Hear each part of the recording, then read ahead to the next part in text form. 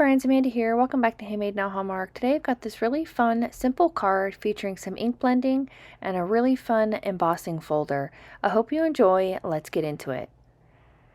The first thing I'm going to do is I'm going to ink blend my background. I want to ink blend before I do any of the embossing so it doesn't mess up the embossing itself. So I'm using seedless preserves, picked raspberry, and saltwater taffy. I felt like these colors went really well together, and this technique you can use for any embossing folder, any ink blending. I think it's a really fun way to create a quick card if you need one in a hurry. I think this would be fun to make a whole set of colors, go with some of your favorite ink blending combinations. You could use oxide inks, you could use regular distress inks, you could even use dye inks.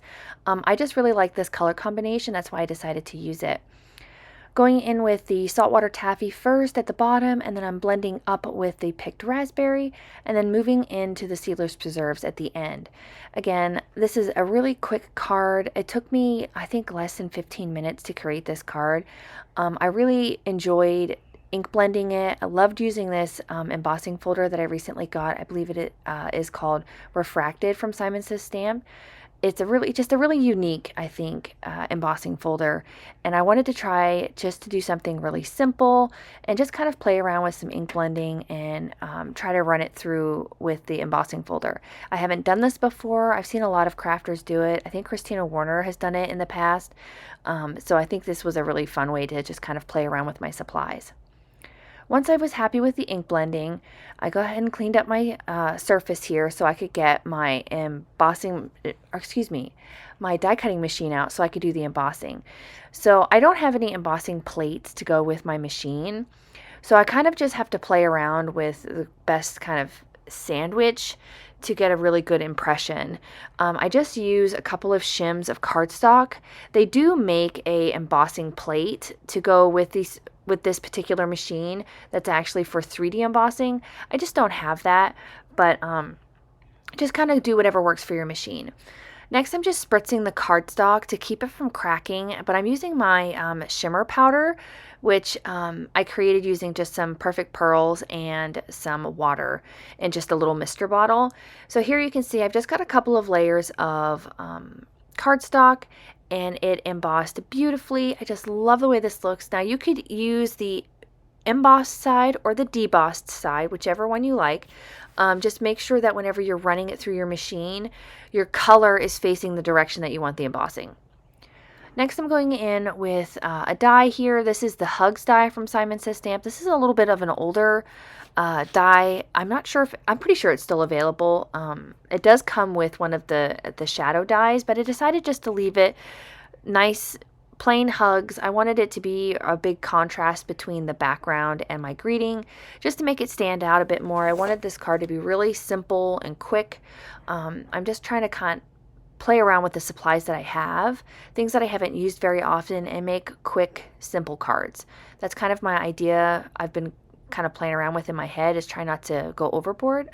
I have a tendency to try to overthink things, and the cards don't really turn out. So trying to keep it simple and just stacking up these greetings. I just die cut them out of some scraps of white cardstock.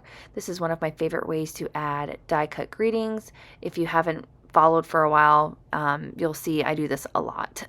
I don't have any luck with fun foam, and I don't have the patience for 3D foam tape to put it behind these really thin die cuts. So this is just a nice way to, one, use up some scraps, and two, get that dimension you're looking for. Now that I have everything ready, I'm going to get my card base ready here. This is just an A2 sized card. It's 4 1/4 by 5 1/2, and I just made a top folding card base. And again, this is a 100-pound Neenah. And I'm going to stamp a greeting on the inside. The greeting is from the Honeybee Birthday Wishes, I believe. I want to make sure I say this right. Yeah, I think it's, Birthday Wishes. I'm sorry. I was looking at the stamp set. But I'm going to stamp it down using the Seedless Preserves color that I used on the outside, just to kind of help coordinate things together. And I really love this color. I think it's a really pretty, rich purple. Get that stamped down there in the middle. So this is going to be a nice birthday card, or, you know, a good luck card, or, you know, if you're wishing somebody some luck. I like that it's kind of more on the open-ended. It doesn't necessarily say happy birthday or anything like that. It's a little more open-ended. I did trim down my cardstock, my embossed piece, just so I had a nice thin white border all the way around. And I kind of struggled on how I was going to adhere this. I didn't want to use foam tape, because I didn't want to add too much dimension. I wanted to keep it kind of flat. And because there's so much texture on the back, I was worried that liquid glue wouldn't stick. So I went with the Scor tape. I probably could have got away with the liquid glue. There was enough space, you know, areas that it could have stuck to. I struggled a little bit with the Scor tape here, just because I didn't want to press down too hard, because I didn't want to lose the embossing. So hindsight, you could get away with liquid glue. It would adhere this down just fine. Or if you wanted to use foam tape, you could do that as well. So here you can see that I'm struggling a little bit with the Scor tape. I just wasn't thinking. But again, any adhesive that you have will work. Just kind of play around with what you've got in your stash and anything will work just fine. So once I kind of got a system here, I used this nice pick tool here. I kind of got all of that adhesive removed from the back of there. And I really did enjoy creating this card. The idea just kind of popped into my head about doing embossing, because using this embossing folder, because I recently just got it. But I also wanted to do some ink blending, because I haven't done that in a while, and I was kind of in a pink mood. I made a couple of cards using pink, so if you couldn't tell by my nails, I was kind of in a pink mood. So here you can see that's nice and adhered down, and it really gives some nice texture and interest on a somewhat plain card. I'm going to adhere my hugs die down just using that same liquid glue I used earlier, kind of off to the lower right hand corner. I didn't want it to be right in the center. I kind of wanted to give it, again, just a little bit of interest, because it is such a plain card. I felt like adhering it right in the center or up at the top would just kind of make it a little bit boring or kind of be predictable. So I wanted to kind of change it up a little bit. Then I'm going to go in with some white clay hearts. These are from Gina K.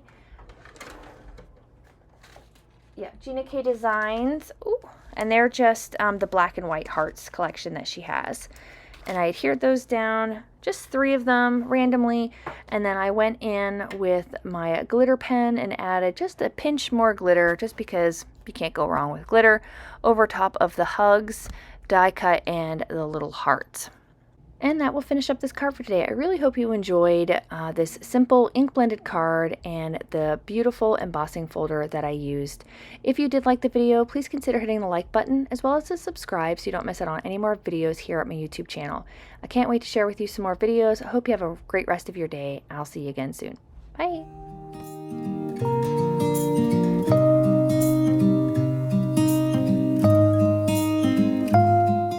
On screen, I've got a few videos that I think you'll enjoy. Consider hitting the subscribe button so you don't miss out on any more videos at my YouTube channel.